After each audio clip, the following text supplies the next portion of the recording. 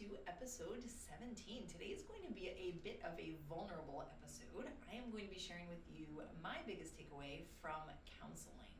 So I first started counseling in 2013 after an incident happened in my classroom that left me noticing I was a little unsettled. I was sort of out of my normal behavior patterns. I was nervous about a lot of things. My anxiety was really high. My husband said, maybe it's time. And I started counseling, and I cannot say enough about the positive impact that counseling has had on my life.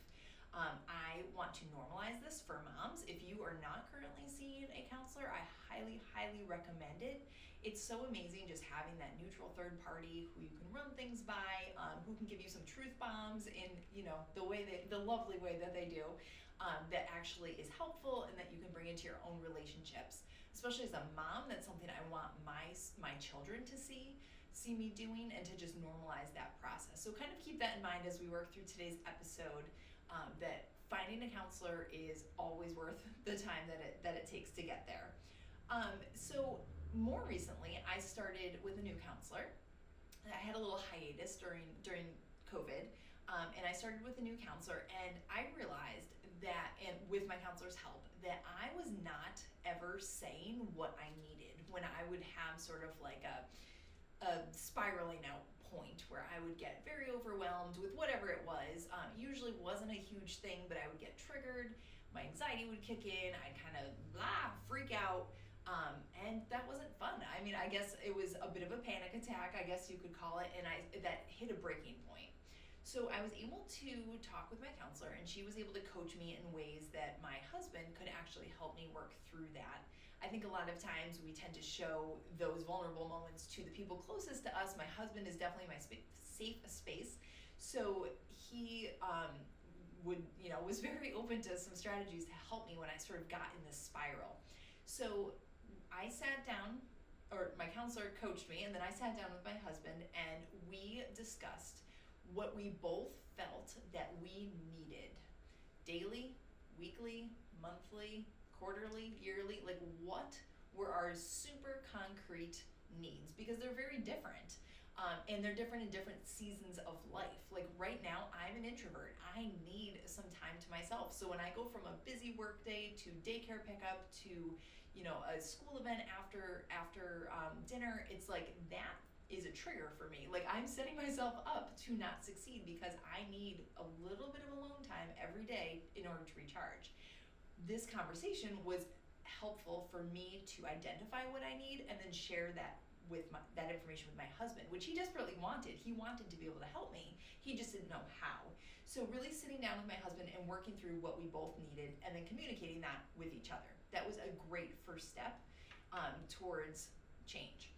The next thing, and probably the biggest thing that I took away from counseling, was the question, what do you need? It's a 4-word question that changed the game for us, and really honestly helped our marriage so much, because I'd be in that spiral and my husband would say to me, what do you need? And boom, that would kind of hit me in a way, and I would stop and think, what do I need right now? Like, what would make this better? What concrete thing can happen right now that will make this better? And thinking about my joy list that we've talked about in past episodes, all of those things I'm able to articulate. Sometimes I needed a Snickers bar, sometimes I needed a hug, sometimes I needed an hour of alone time, sometimes I needed a list, sometimes I needed to just vent about something. But that question, what do you need, was a game changer for me. I would say it was a game changer for our marriage, and it just really helped me start to internalize that. So what I mean by that is I began to internalize that question, and a lot of times before the spiral would happen, I would be able to ask myself, what do you need right now? How can we not do this panic attack? And boom, right there. It would help. It would sometimes cut it off, and it just really helped me kind of identify those things. So on the podcast this week, I am going to walk you through a what do you need exercise that you can do either on your own, or I strongly encourage with a partner or anyone that you spend a lot of time with, just to be able to articulate some of those things. I think it's almost such a simple idea that we don't think of it as a solution, and it can help you go from being proactive, or going from reactive to proactive in the best possible way. Then in episode 18 next week, I'm going to be sharing with you my new goal. I am fully intentional about wanting to share my personal growth journey with you, and I am gearing up to start something brand new. I'm a little intimidated, I'm a little freaked out to have it out in YouTube, but it's going to happen. So tune in next week to find out what that new audacious goal is going to be. And as always, be sure to sign up for the mailing list. You can find the link below. I send out an email once a week it's short and sweet, with a 2-minute action step that you can implement to continue your personal growth journey. And you can always find me on Instagram over at Sharon Legier Coaching, or my website, SharonLegierCoaching.com, where you can find more information about me and some of the services that I offer.